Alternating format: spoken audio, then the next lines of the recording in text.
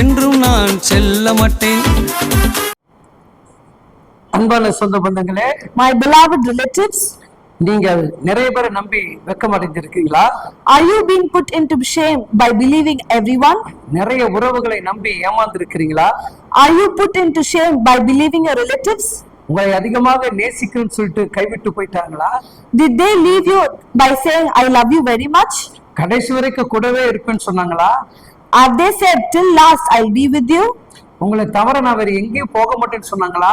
Did they say I will not leave you anytime? சொன்னவங்க இப்ப யாருமே இல்லையா? Are you feeling that no relatives is within you? இதனால் ரொம்ப நீ வருத்தப்பட்டு வேதனை அடைந்திருக்கிறாயா? Are you very tired and weary feeling for that? ஒரு நேரத்தில் நான் அப்படிதான் வேதனை அடைந்தேன். Sometimes I also felt the same. நிறைய சபை மக்களை நேசித்தோம். I loved many church people. அநேகர் மீது அன்பு செலுத்துகிறோம். We love each everyone. இவங்க நம்ம கர்த்தருடைய வருகை வரைக்கும் நம்ம கூடவே இருப்பார்கள் என்று நம்பினோம். I believe that till the Lord's second coming they'll be with us. சில பிரச்சனைகள் வரும் பொழுது அவர்கள் நம்மை விட்டு போகிறதை நம்மால் பார்க்க முடிகிறது. But when we face any problems we can see they leave and go. ஆனால் நான் நம்புகிற தேவன் என்னை ஒருபோதும் வெட்கப்படுத்துவதில்லை. But the Lord we believe will never put us into shame. என் தேவன் எனக்கு கற்றுக் கொடுத்தார். This the Lord has taught me. ஒருவேளை நீங்களும் அதுபோல நம்பி ஏமாந்திருப்பீர்கள் என்று சொன்னால், maybe likewise you have been cheated. இன்றைக்கு உங்களை நோக்கி தேவனுடைய வார்த்தை வருகிறது.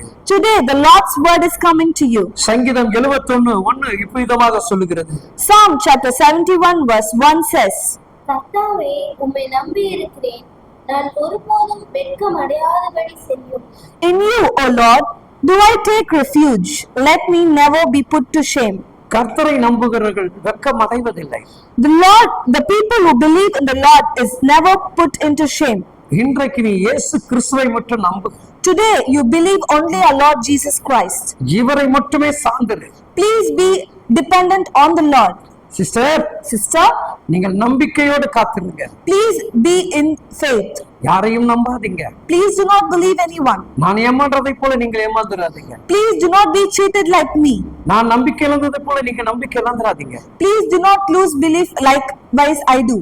இவர் மேல நம்பிக்கை அதிகமாக வச்சா, when we believe the Lord very much, எந்த சூழ்நிலையில என்னை வெட்கப்படுத்த மாட்டார். in any circumstances he will never put us into shame. இப்போ உங்க நம்பிக்கை இயேசு கிட்ட வருமா? Will the belief come to the Lord? நீங்கள் இயேசுவை நம்புவீர்களா? Do you believe Jesus? அவரை நம்புங்க. Believe him. அவர் உங்களுக்கு உதவி செய்வார். He will help us. Amen. Amen.